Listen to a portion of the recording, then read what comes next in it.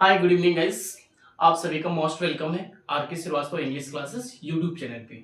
आज हम लोग सीबीएसई बोर्ड की बात करेंगे और सीबीएसई बोर्ड में 11th इंग्लिश का इस पे डिस्कशन करने वाले हैं। इस क्लास में 11th इंग्लिश के लिए डिस्कशन होने वाला है, तो इसलिए जो भी सीबीएसई बोर्ड से हैं और उनको लग रहा है कि 11th का इंग्लिश थोड़ा सा टफ पड़ेगा, तो खास करके सीबीएसई वाले लोग के लिए थोड़ा सा टेंशन तो होगी, और वो होती है आपको राइटिंग स्किल्स में।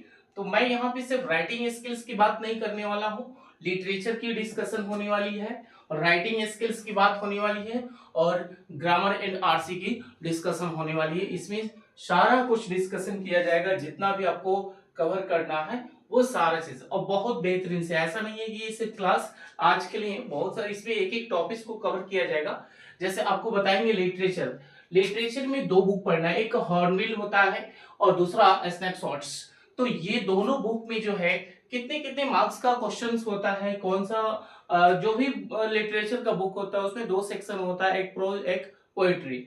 तो इसमें हॉर्नबिल में देखेंगे तो पोएम जो है वो भी 6 क्वेश्चंस उसमें देगा, तो वो 3-3 नंबर का आता है, 3-3 मार्क्स का। तो वो भी क्वेश्चंस जो है श्योर होता है। प्रोज में भी बहुत सारे, इसमें भी लगभग 13-14 टॉपिक है इसमें, उसको कवर करना होगा। ये टोटल जो है 18 मार्क्स का आएगा, लेकिन इसमें जो है एक 6 मार्क्स का भी क्वेश्चंस लॉन्ग में देता है, और जो प्रोज और पोएट्री दोनों से होगा। तो आपको चूज करना है जो इजी लगे, जो आसान लगे आपको, या तो प्रोज से नहीं तो पोएट्री से। तो उसमें जो आपको इजी लगता है उसको क्वेश्चन को हिट कीजिएगा। स्नैपशॉट्स का जो है ये भी बहुत, इसमें पोएम का जिक्र नहीं किया जाता है, इसमें सिर्फ प्रोज होता है। इसमें कहानी बहुत इंटरेस्टिंग स्टोरी है, बहुत इंटरेस्टिंग स्टोरी। ऐसा इसमें कोई ऐसा स्टोरी नहीं मिलेगा जो आपको थोड़ा सा बोरिंग फील हो, ऐसा नहीं। तो लिटरेचर में आपको दो बुक पढ़ना है, एक हॉर्नबिल एक स्नैपशॉट्स, राइट। दो आपको बुक लेकर आना होगा, दो बुक खरीदना होगा, या अगर बुक आपके पास नहीं भी अवेलेबल हो पा रही तो मैं सारी बुक को रीडिंग कराने वाला हूँ यहाँ पे, असाइनमेंट वगैरह जो भी है वो सब प्रोवाइड कराने वाला हूँ।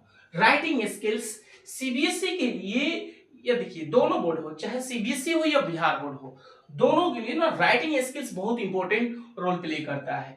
ये थोड़ा सा बिहार बोर्ड वाले जो हैं वो राइटिंग स्किल्स में वीक मालूम पड़ते हैं, लेकिन सीबीएसई वाले लोगों को ये सारा चीज कवर करना होगा। उनको राइटिंग स्किल्स में डिबेट, स्पीच, पोस्टर मेकिंग का यूज करना होगा, उसको पढ़ना होगा, और क्लासिफाइड एडवर्टाइजमेंट, इसको इस टॉपिक को कवर करना होगा। ये 4 टॉपिक होता है जो कि आपको पढ़ना पड़ेगा, ठीक है। और इसका भी प्रीवियस एकदम बेहतरीन होने वाला है। और ग्रामर एंड आरसी में क्या है, गैप फिलिंग। ग्रामर के टॉपिक में गैप फिलिंग, देखिए गैप फिलिंग आपको उसी कंडीशन में समझ में आएगा जब आपका बेसिक इंग्लिश क्लियर होगा। जैसे ग्रामर का नाउन प्रोनाउन हो गया, यानी आप बोल सकते हैं पूरी पार्ट्स ऑफ स्पीच की डिस्कशन अगर आप नहीं किए हैं, पूरी पार्ट्स ऑफ स्पीच की प्रिपरेशन नहीं किए हैं, तो फिर गैप फिलिंग में प्रॉब्लम हो सकती है। उसमें रिवर्डिंग आता है, ट्रांसफॉर्मेशन ऑफ सेंटेंस आता है, यार इट्स इंपॉर्टेंट, ये बहुत इंपॉर्टेंट है। टाइम एंड टेंस हो गया, टेंस ओ सॉरी यार 2 बार लिखा गया है, तो टाइम एंड टेंस हो जाएगा, क्लॉजेज होगा, ठीक है ना। तो ये सारी जो है ग्रामर के टॉपिक है।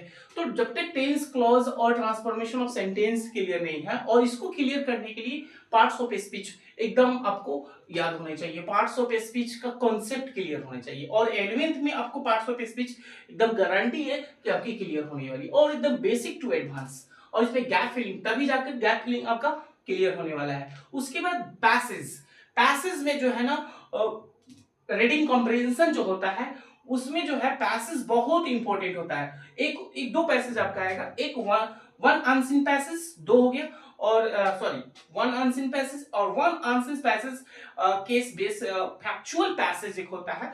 तो दोनों हमको पैसेज को रीड करना पड़ेगा, दोनों पैसेज। और ये पैसेज कब हम लोग का क्लियर होगा, जब ग्रामर का पूरा बेस आपको स्ट्रांग होगा, तभी जाकर आप पैसेज को क्लियर कर पाइएगा, राइट। उसके बाद आप जो है नोट मेकिंग एंड समराइजेशंस, इसको क्लियर कीजिएगा। ये सारा चीज करने के बाद एक इंटरनल असेसमेंट होता है जो 20 मार्क्स का होता है।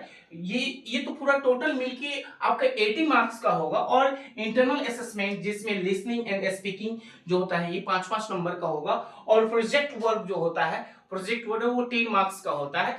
सभी में देखिए, ये तो बिहार बोर्ड में नहीं होता है, ये सीबीएसई बोर्ड में 20 मार्क्स इंटरनल होता है और 80 मार्क्स जो है आपका ये कोर्सेज जो है उसको देता है, ठीक है ना। असेसमेंट बनाने के लिए आपको, असेसमेंट के लिए ये 20 मार्क्स आपको हर हाल में, जिसमें से 10 नंबर का जो होगा वो प्रोजेक्ट के लिए होगा, प्रोजेक्ट वर्क के लिए। तो दोस्त, जो ये सारे जो टॉपिक हमने बताए, ये 11th के सिलेबस के लिए बताया, ये कवर करना पड़ेगा आपके लिए।